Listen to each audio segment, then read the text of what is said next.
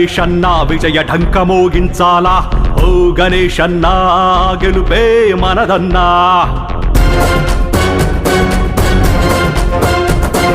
జగ జగ జగ జగ జగన్నినాదం ఊరువాడ హోరెత్తాలా జై జగనన్నా జై జై జగనన్నా గణ గణ గణ గణ గణేశన్నా విజయ ఢంక మోగించాలా ఓ గణేశన్నా గెలుపే మనదన్నా ఆంధ్ర రాష్ట్ర అభివృద్ధి కోసం జగనన్నను గెలిపిద్దాం నర్సీపట్నం బాగు కోసం గణేశన్నకు అవకాశం ఇద్దాం అడుగు అడుగునా దరువులు వేస్తూ అన్న పేరే వినిపిద్దాం జగ జగ జగ జగ జగన్నినాదం ఊరువాడ హోరెత్తాలా జై జగనన్నా జై జై జగనన్నా గణ గణ గణ గణ గణేశన్న విజయ ఢంక మోగించాలా ఓ గణేశన్నా గెలుపే మనదన్నా. ఈరోజు నర్సీపట్నం మున్సిపాలిటీలో మరి డోర్ టు డోర్ ప్రోగ్రామ్ కార్యక్రమం చెప్పడం జరుగుతుంది. అందులో ముఖ్యంగా సన్యాసి భద్ర గారు ఎమ్మెల్యే గారు, అలాగే మున్సిపల్ చైర్మన్ గారు, వైస్ చైర్మన్లు, ఇన్ఛార్జీలు, అలాగే పార్టీ ఇన్ఛార్జి ఇక్కడ మన రామకృష్ణ గారు, చోటి గారు, ఇంకా మిగతా పెద్దలందరూ కూడా ఈ వార్డు పెద్దలకు, ముఖ్యంగా నర్సీపట్నం మున్సిపాలిటీ పెద్దలందరికీ కూడా నమస్కారాలు తెలుపుకుంటున్నాను. అంటే ఎంత విపరీతం అంటే బ్రహ్మాండంగా జగనన్న ముఖ్యమంత్రి చేసుకోవాలని చెప్పి ప్రతి ఒక్కరు కూడా ప్రతి ఇంటి దగ్గర నుంచి కూడా బయటకు వచ్చి మరి జగనన్న ముఖ్యమంత్రి చేసుకుంటారని చెప్పి పెద్ద ఎత్తున నిరాధనలు పలికారు రాత్రంతా కూడా.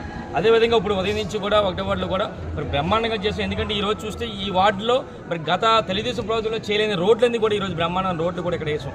అంటే ఒక 5 సంవత్సరాలు మాకు టైం ఇస్తేనే బ్రహ్మాండం రోడ్లు వేసామన్న సంగతి మీ ద్వారా తెలియపరచు. ఒకసారి కేంద్రం తెలియపరచాలి. నిన్న మొన్న మరి అయ్యన్న భద్ర మాట్లాడుతూ ఉంటాడు, చాలా పెద్ద మాట్లాడతాడు, నేను అవినీతి పరుడు కాదు, ఒక్క పైసా చేయలేదు అని చెప్పి అంటాడు.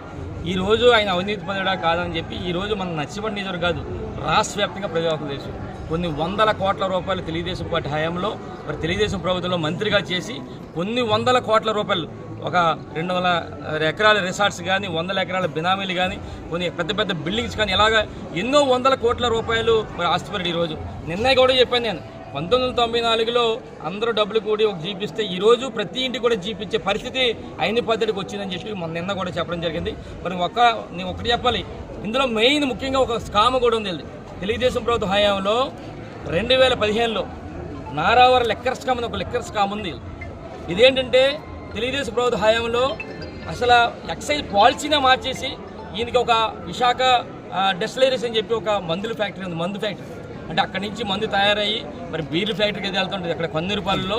మరి ఆ రోజు 5 సంవత్సరాల కాలంలో సుమారుగా 1300 కోట్ల రూపాయలు మన రాష్ట్ర ప్రభుత్వానికి నష్టం తెలిసే విధంగా చంద్రబాబు నాయుడు ఈయనకి మరి కొంతమందికి మరి ఈ విధంగా చేసి సుమారుగా 100 కోట్ల రూపాయలు ఆ రోజు దోపిడీ చేసిన దోపిడీ దొంగ ఈ అయ్యన్న పద్ధతి అని చెప్పి సందర్భంగా తెలియపరుస్తాను. అంటే ఇలాంటి స్కాములు చేసి పెద్ద చేసి ఈరోజు పెద్ద పెద్ద కబుర్లు చెప్తుంటే మాకు చాలా సిగ్గేస్తుంది.